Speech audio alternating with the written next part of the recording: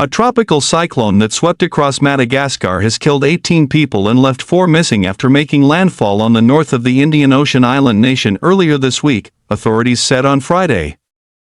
Gamane made landfall north of Vohemar in northeast Madagascar on Wednesday morning with average winds of 150 km per hour and gusts of 210 km per hour, BNGRC said late on Thursday. Photographs posted on the Disaster Management Office's Facebook page showed its personnel wading in knee-deep water as they helped residents retrieve belongings from their flooded homes. Gamane is the first this year in Madagascar's cyclone and storm season. The storm has also caused severe flooding that partly submerged entire villages, displaced or affected some 47,000 people and set off landslides that injured 3 people, the National Office for Disaster Management said. Early last year, Cyclone Freddy and Tropical Storm Chiniso killed at least 37 people and forced thousands from their homes. Cyclone Gamane hit northern Madagascar on Wednesday and has now weakened considerably, leaving a trail of destruction behind it.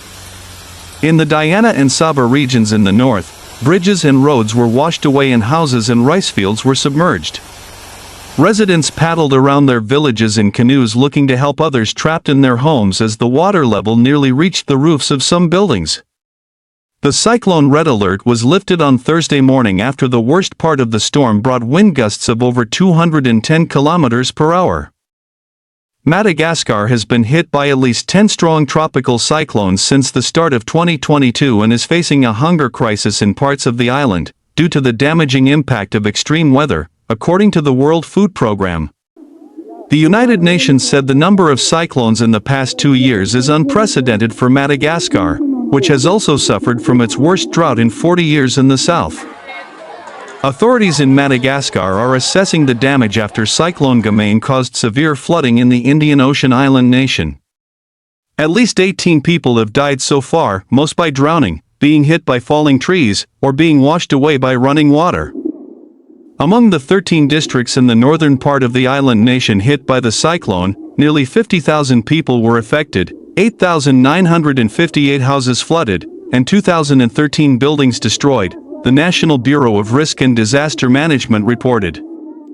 3 regions of the island nation off East Africa have been affected, including Saba, Diana, and Analangerofo, and most of the victims died by drowning, being hit by falling trees, or being washed away by running water.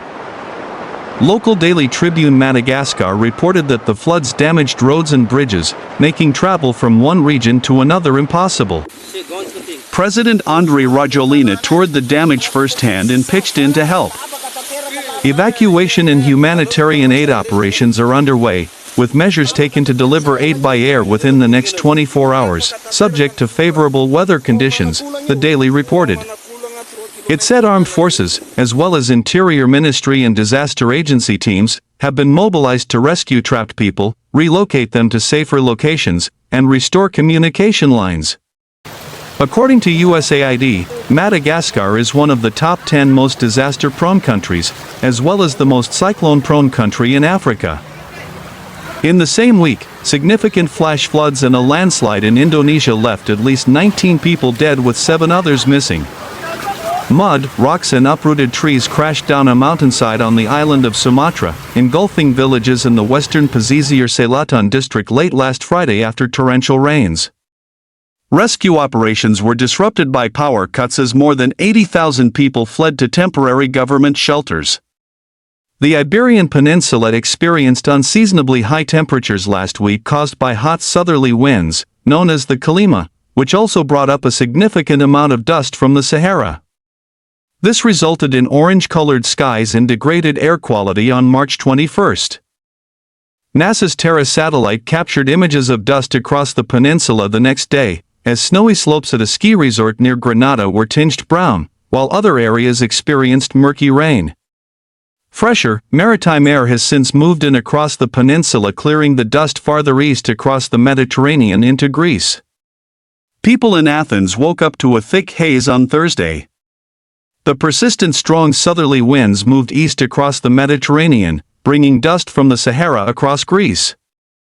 These winds also resulted in unusually high temperatures. Wednesday recorded the highest March temperature since 2009 in central Athens with a high of 25.3 degrees Celsius. Temperatures at Heraklion Airport soared to 30 degrees Celsius on the same day, the hottest March temperature there since 2008.